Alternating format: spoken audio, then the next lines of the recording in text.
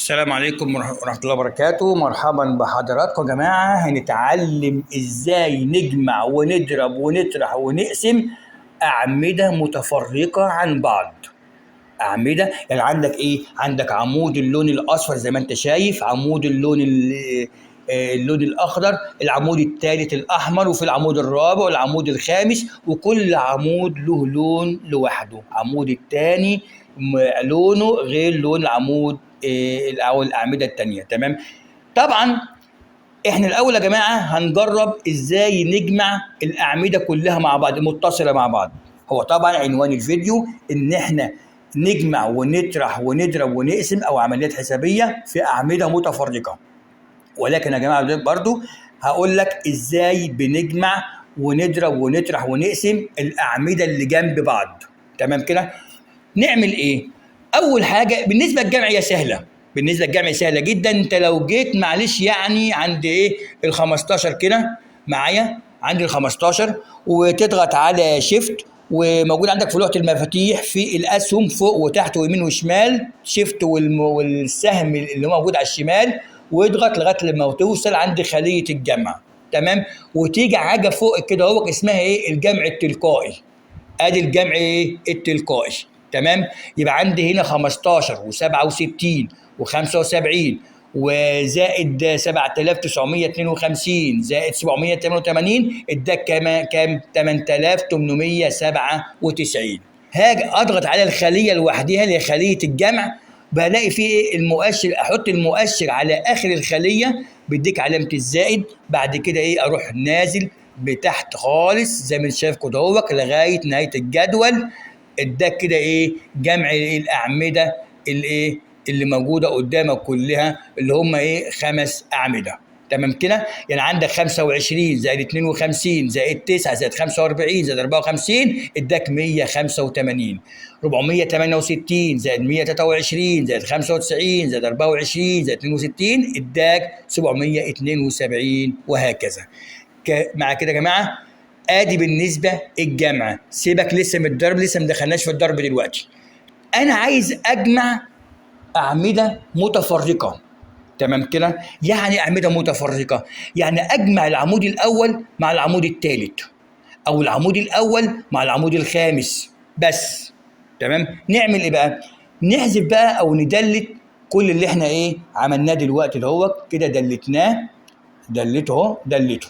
هعمل ايه بقى؟ ركز معايا بقى.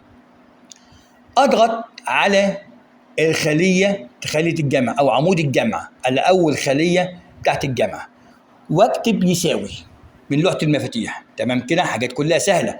واجي عند ال 15 اضغط عليها واكتب زائد من لوحه المفاتيح. طبعا الزائد من خلال الشيفت وعلامه الزائد اللي موجوده في لوحه المفاتيح، يعني شيفت وزائد. تمام كده. بعد كده انا قلت ايه؟ هجمع العمود الاول مع العمود الايه؟ مع العمود الثالث اللي هو إيه؟ الاحمر يعني. تمام. انا كده عملت الزائد واضغط على ال 75. تمام كده. واضغط على انتر من لوحه المفاتيح اداك 90. يبقى عندي هنا 15 زائد 75 اداك كام؟ 90. تمام. اضغط على بقى خليه الجمع او اضغط على 90. بعد كده اجيب ايه؟ المؤشر على اخر الخليه لغايه لما يظهر قدامك علامه الزائد. بعد كده بنزل لغايه اخر الجدول زي ما انت شايف اخر الجدول، اخر الجدول خالص. تمام كده. يبقى عندي هنا ايه؟ 400 مثلا 25 زائد 9 يديك 34. عندك 468 زائد 95 يديك 563. عندك 25 زائد 34 يديك 59 وهكذا. انا كده جمعت العمود الاول مع العمود الثالث، العمود الاصفر مع العمود الاحمر. كذلك الامر لما اجمع بقى ايه؟ العمود الاول مع العمود الخامس. يعني مثلا لداله اللي احنا عملناه هجيب لكم تجربه يا جماعه ايه. انا دلوقتي عايز اجمع ايه؟ العمود الاول مع العمود الخامس. برضو اعمل يساوي عادي. تمام. واضغط على ال 15 وعلامه الزائد. تمام كده. بعد كده هنقول العمود الخامس واضغط على 788. تمام. خد بالك ان سي 3 دي معناها ايه؟ معناها ان ال 15 ديت موجوده بين السي وبين الثلاثه. تمام. وعندك الجي 3 معناها ايه؟ ال 788 موجوده بين الجي، ادي الجي يا جماعه اهي المؤشر عليها، ما بين الجي وما بين الثلاثه. تمام؟ اضغط بقى على انتر اهي من لوحه المفاتيح، يبقى اصبح عندي هنا 15 زائد 788 اداك 803. انا انزل بقى الاول احدد الخليه ديت اللي هو 803. بعد كده بجيب المؤشر في اخر الخليه وانزلها تحت، وانزل بها لغايه اخر الجدول، واداك طبعا زي ما انت شايف. لو انا قلت 25 زائد 44 هيديك 69. لو قلت 25 زائد 59 يديك 84. لو قلت 28 زائد 99 يديك 127. اخر خليه او اخر حاجه في الجدول لو قلنا 468 زائد 15 يديك 483 وهكذا. تمام؟ سهله جدا جدا يعني. نخش بقى يا جماعه في عمليه الضرب. الضرب برضه مختلف شويه، هو نفس الاسلوب بس بدل علامه الزائد علامه الضرب. علامه الضرب يا جماعه اللي هي النجمه. النجمه دي يا جماعه موجوده في لوحه المفاتيح، موجوده في عندي، موجوده عند النجمه رقم 8 في لوحه المفاتيح، رقم 8 في المفاتيح في الارقام اللي هي معموله افقي. تمام يا جماعه كده؟ بنعمل يا جماعه الاول هعمل يساوي من لوحه المفاتيح. انا عايز يا جماعه اضرب العمود الاول مع العمود الثالث، خليها الرابع، احنا استخدمنا الثالث قبل كده والخامس قبل كده. هضرب العمود الاول مع العمود الرابع. تمام؟ يعني عايز اقول 15 في 7952، يبقى عملت يساوي واضغط على ال 15. تمام؟ واعمل او اكتب علامه الجمع، علامه الضرب. علامه الضرب اللي هي قلنا ايه؟ اللي هي النجمه. اضغط على شيفت. معايا كده يا جماعه؟ عندي شيفت، قلت لكم النجمه كانكم فاكرين رقم 8، يبقى شيفت و8. شيفت وايه؟ و8. بعد كده احنا قلنا العمود الرابع، اجي عند اضغط على 7952. تمام؟ طبعا سي 3 قلتها لكم قبل كده اللي هي ال 15 هيك، ادي السي و3. تمام؟ وعندك 7952 اللي هي عباره عن اف 3، اف 3. واضغط على انتر من لوحه المفاتيح. تمام كده؟ اصبح عندي هنا 15 في 7952 يديك كام؟ يديك 119280. تمام كده؟ طيب هاجي بعد كده يا جماعه، خدوا بالكم احنا ضربنا العمود الاول في العمود الرابع، العمود الاول في العمود الرابع. بعد كده احدد الخليه الضرب اللي انا كتبتها دلوقتي، وهاجي في اخر الخليه لغايه لما يديني مؤشر علامه الزائد. اهم حاجه يا جماعه يديني مؤشر علامه الزائد. بعد كده انزل لغايه اخر الجدول، لغايه اخر الجدول. بعد كده يا جماعه كده هي سهله جدا اهي. مع كده يا جماعه يبقى عندي هنا لو قلت هنا مثلا 25 في 45 يديك 1125. خدوا بالكم انا كده بضرب العمود الاولاني في العمود الرابع، العمود الاول في العمود الرابع. تمام؟ لو قلت 468 في 24 هيديك كام؟ 11232. لو قلت 25 في 64 هيديك 1600. الاخر واحده لو قلت 468 في 79 هيديك 36972. كده يا جماعه عملنا الضرب. الطرح يا جماعه، الطرح نفس الاسلوب، بدل علامه النجمه اللي هي علامه الضرب هتبقى علامه الناقص اللي هي موجوده في لوحه المفاتيح او بنسميه علامه الطرح. اعمل يساوي الاول، يساوي. انا دلوقتي يا جماعه عايز اطرح. ايه رايك يا جماعه؟ انا عايز اطرح مش شرط الترتيب اللي موجود معايا، يعني مش شرط الاول والثالث، الاول والرابع او الثاني والخامس والكلام ده، لا ممكن ناخد ايه؟ الخامس واطرح منه الاول. بعد كده يا جماعه يعني العمود الخامس ده اهو واطرح منه العمود الاول، او العمود الرابع واطرح منه الثالث، او الرابع واطرح منه الثاني، او الاول واطرح منه الثالث، زي ما انت عايز، زي ما انت عايز، دي ما فيهاش ادنى مشكله. بعد كده يا جماعه يبقى دلوقتي هاخد اي عمود وهطرح منه عمود اخر، قلنا اعمده متفرقه. طبعا يا جماعه الدرس ده بيتكلم عن الاعمده المتفرقه. تمام. هاجي يا جماعه انا قلت لكم ايه، هاجي العمود الخامس هطرح منه العمود الاولاني. تمام. العمود الخامس مثلا يبدا بكام؟ 788 نقص منه كام؟ 15. تمام. يبقى اضغط على 788، علامه الناقص جنب علامه الجمع اللي موجوده في لوحه المفاتيح، او علامه الطرح. ادي علامه الطرح يا جماعه، علامه الطرح. تمام. واضغط على ال 15 اللي في العمود الاولاني. تمام كده. بعد كده ايه؟ انتر.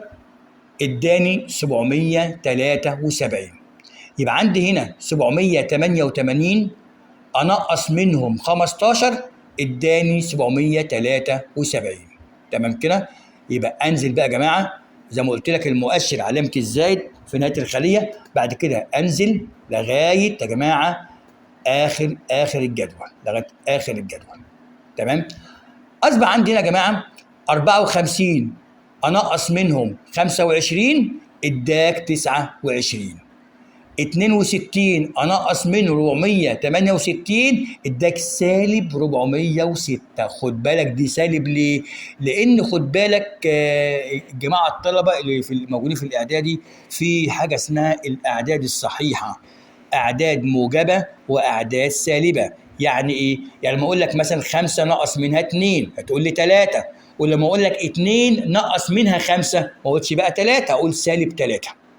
فهمت؟ طبعا الدرس ايه طويل، موجود في الصف الاول الاعدادي، الاعداد الموجبه والاعداد السالبه، طرح وجمع وضرب الاعداد الصحيحه.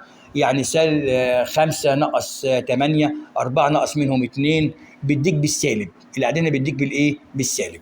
تمام. فطبعا عشان دي عدد صغير 62 انقص منه عدد كبير 468 لازم الناتج يكون بالسالب، فالناتج عندي هنا اصبح كام؟ 406.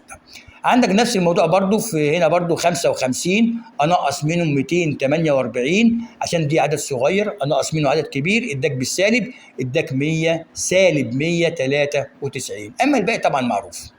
عندك مثلا 19 44 نقص منهم 25 اداك 19. عندك هنا 59 نقص منهم 25 اداك ايه؟ 34 وهكذا. تمام. نخش على القسمه بقى يا جماعه. القسمه طبعا القسمه معروف العلامه بتاعتها عامله ازاي، ولكن يا جماعه في لوحه المفاتيح بتبقى عباره عن شرطه مايله.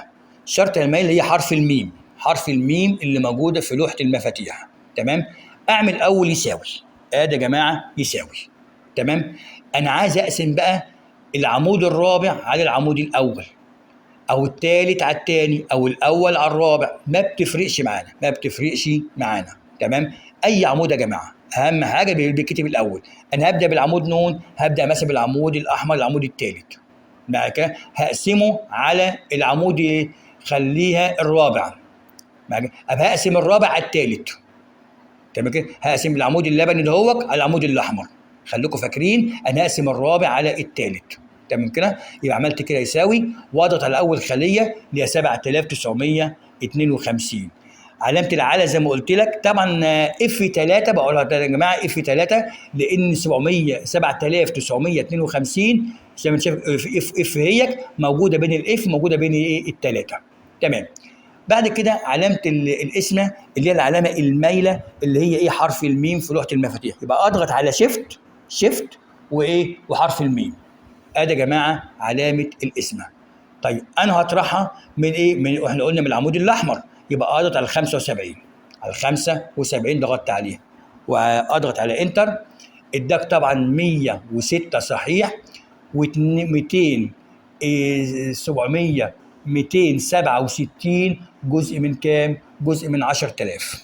جزء من 10000 ليه؟ قبل العلامه جزء من 10، قبل العلامه رقمين جزء من 100، قبل العلامه 3 ارقام جزء من 1000، قبل العلامه 4 ارقام جزء من 10000. يبقى ده 106 صحيح، 267 جزء من 10000. تمام كده. هنزل بقى يا جماعه احدد الخليه ده عادي خالص، وانزل لغايه اخر الجدول، لغايه اخر الجدول. ادي يا جماعه لغايه اخر الجدول. تمام. طبعا خدوا بالكم فينا اعداد كتير جدا ولا العلامه. بص هقول لك على حاجه عشان ما تبقى اسهل معاك شويه. مثلا انا هاجي ايه؟ مكان المكان ال 7952 خليها مثلا ايه 30 مثلا، خليها 30. وهنا اللون الاحمر هنا اخليها 5، خليها 5. يبقى عندك 30 على الخمسه فيها كام؟ فيها 6 اهي زي ما انت شايف. مع كده باخد بالك انا كده بقسم ايه العمود اللبني على العمود الايه؟ العمود الاحمر يعني. طيب هاجي مثلا ال 45 مثلا، 45 على التسعه فيها الخمسه اهي. ابقى اجي هنا مثلا زي ما انت عايز بقى. بص لاحظ الاتغيرات لوحدها يعني. هاجي مثلا ايه؟ مثلا مثلا 35 في العمود اللبني، تمام كده. وهحط في العمود الاحمر مثلا 5. معروف 35 على الخمسه فيها السبعه اهي، اتغيرت لوحدها، اتغيرت لوحدها. هاجي الخليه الاخيره مثلا في العمود اللبني 45 مثلا، ادي 45 نقول مثلا على ايه؟ التسعه، نحط في العمود الاحمر 9، ادي التسعه اهي. إيه. يبقى 45 على 9 كام؟ فيها الخمسه، اتغيرت لوحدها، اتغيرت لوحدها. تمام يا جماعه. يبقى النهارده يا جماعه كان درسنا بنتكلم ازاي تجمع وتضرب وتطرح وتقسم اعمده متفرقه عن بعض. اتمنى يا جماعه تكونوا استفدتوا من هذا الفيديو. لو المعلومه راحت منك حاول ارجع بالفيديو معاد يا جماعه. احلى حاجه في الفيديوهات يا جماعه انك ممكن ترجع لها في اي وقت. وشكرا لحضراتكم، والسلام عليكم ورحمه الله.